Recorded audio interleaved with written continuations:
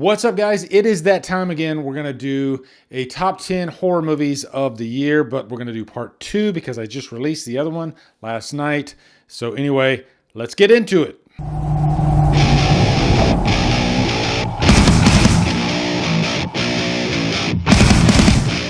What's up, guys? Welcome to the best of the totally awesome horror movies, part 2. I think this is the first year I've given you 2 top 10s of horror.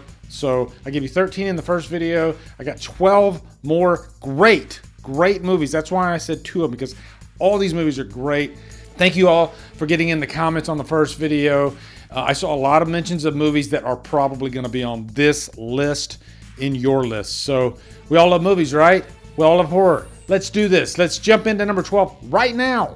Number 12 is Maxine, and boy am I glad I gave this a second watch. I think sometimes it's good, especially with properties that you really love, to give them a second watch, and Maxine was no exception. I adore the first 2 movies, X and Pearl. X was my favorite movie of 2022, so this didn't reach those heights, but the second time I enjoyed it a lot more. It was really fun. I liked Kevin Bacon a lot more this time in the second watch, for sure. I think I got where they were going with his characters, whereas sometimes when you watch a movie for the first time, especially for a beloved property, you kind of have your own preconceived notions about what characters are going to be like, and I thought Kevin Bacon was going to be, I guess, less on the comedic side and more menacing, and I should have known better. And I loved him in this as, I guess, more of the comedic side. So loved Mia Goth.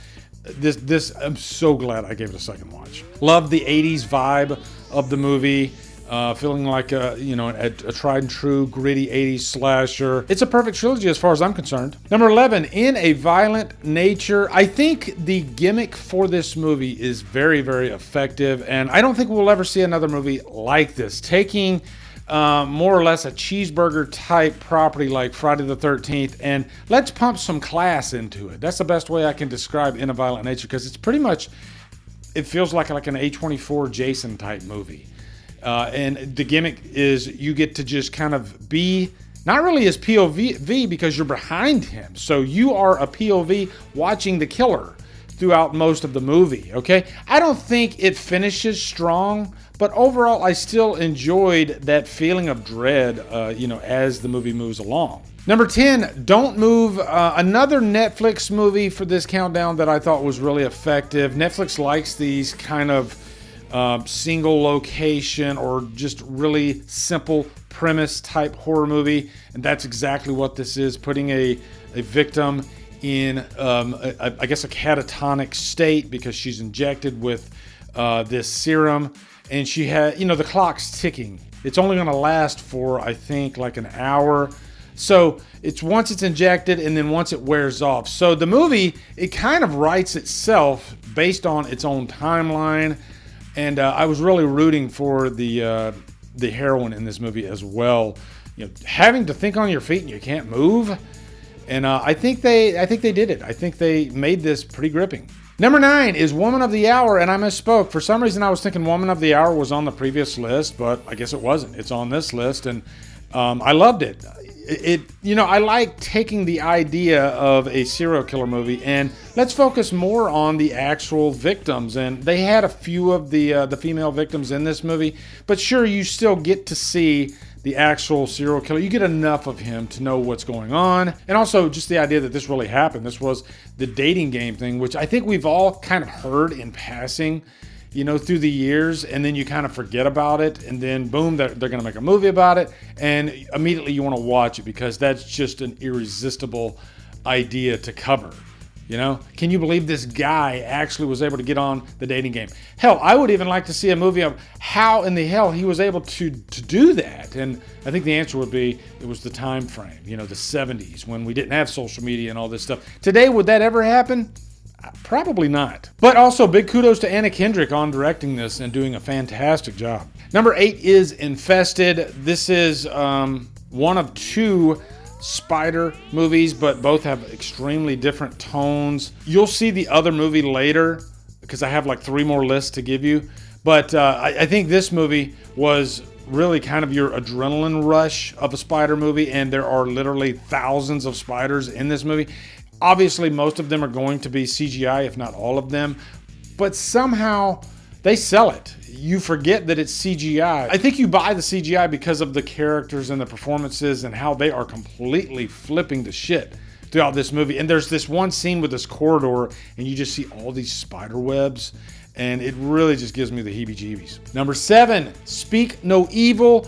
I enjoyed this movie so much that I went and watched the foreign version. I can't remember what is it. Is it Austrian? You guys will let me know in the comments. I can't remember what country. Was it Danish? I think it might have been Danish. I prefer the original, but if you want two different versions of the final act, then you watch both movies, right? I'm not going to tell you which has which, but I will say, watch this for James McAvoy's amazing performance. He always kills it in horror, you know, remembering like Split and stuff like that. But yeah, this, if you really just want to watch a great James McAvoy performance, then just sit back and enjoy. Number 6, Odity. And I saw so many of you on yesterday's list mentioning Odity, and you are right. Odity is amazing. And I think this is it just feels very confined and low budget, and it has a great opening scene. You know, there's been a million of these type scenes, you know, take like Scream or like even Halloween. This has one of those opening scenes that really sends a chill, right? And then you got this creepy like wooden life-size doll that has just this still face, makes you want to sleep with the light on. And great characters too. You got these two sisters that are pretty much the focal point, especially the one that happens to be blind, and her being the protagonist, that just adds, you know, another element of danger to the recipe. Number 5, Heretic. This is a movie that came out, I think, last month, late in the game, but man, did it come out swinging. Another just small location type movie about these two missionaries that show up at Hugh Grant's house, and Hugh Grant seems like there's no way this guy could be dangerous, right? And he's extremely intelligent. And I think this is the movie that you just chew up the dialogue. Just sitting there and watching Hugh Grant discuss different religions and kind of picking apart each one of them and how it ties into, I guess, society as a whole.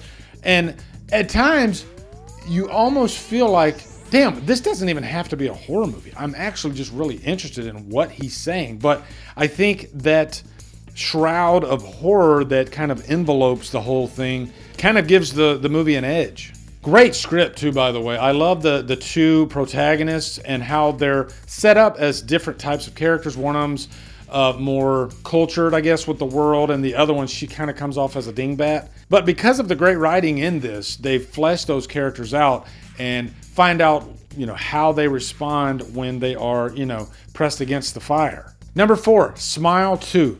Oh my God, Naomi Scott blew me away in this movie. I think she really led the charge, taking the sequel to the first movie, which has a really cool premise. And I think, I'm going to say this again, injecting it with steroids and putting it, really amplifying it in this pop star environment, and not just any pop star, but somebody at the level of, like, say, a Lady Gaga. And what happens if the smile curse infects her? I can just see a group of people sitting around a meeting table coming up with ideas for the smile curse, and I guarantee if somebody yelled out, oh my God, what if we like throw it at a pop star? And sure enough, this happened. And you take a performance like Naomi Scott and a really great director, and this movie feels like it has a budget. Like it feels like it has like at least 3 times the budget of the first movie.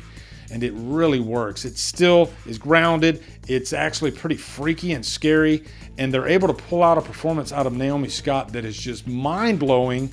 And she can actually sing, and she can actually dance, and she's the whole package. Unlike M. Night Shyamalan's daughter in Trap. There's an example of what if you throw a bad actor in a movie like this. So we'll talk about Trap on another list. Number 3, A Quiet Place, Day One.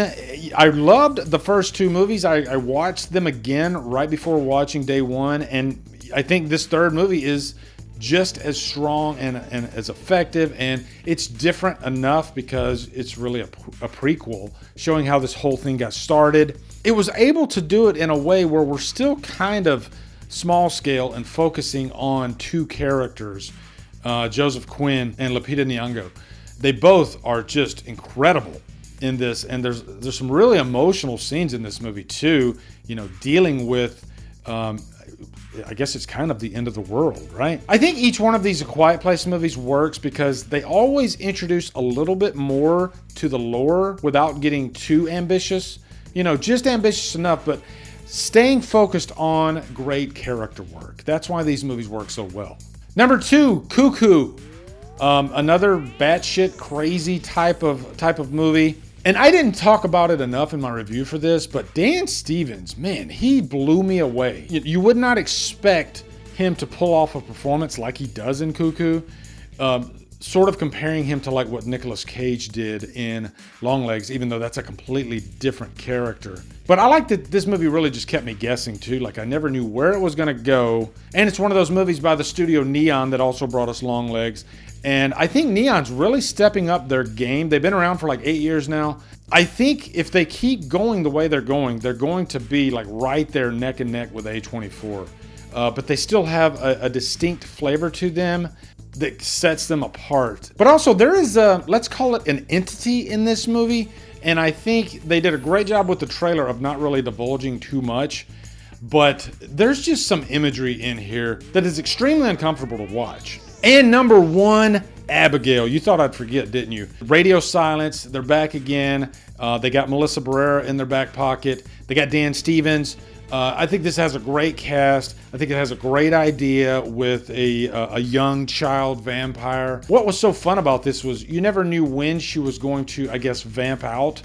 And that's what you were kind of waiting for. But then you had all these different characters that were put in an environment, and they're all they all come from different walks of life, right? And so it's always fun to see how they're going to interact. I was kind of comparing this to like movies, you know, like The Descent and like the Hateful Eight, where you have just a group of different characters from different walks of life.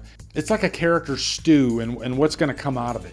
And I mean stew like the soup and not like the character that is eventually going to come back in Scream 7 or 8. And in true Radio Silence fashion, the last act is a complete bloodbath, which is freaking awesome. So yeah, guys, that's it. That is my second top 10 or top 12 horror movies of the year.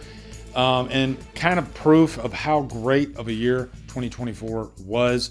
My number 12 on this movie, Maxine, was a freaking blast of a movie. So, man, what a freaking year. And don't worry, we still have non-horror. I got 2 non-horror videos for you. I got worst horror of the year coming up. I think I got a most disappointing list in there. And then we got most anticipated 2025. So, man, a lot more top 10s coming your way, guys. Thank you guys for continuing to ride the Drumdums train. That did not sound right at all. Also, be sure to come over to Killer Flicks, where we talk horror all day and every day. And on Fridays, Woody Free for Fridays. Follow my Drumdums on my socials. Support me on Patreon. Buy me a coffee. And you guys, thank you so much for watching. Have a day, and Drumdum out.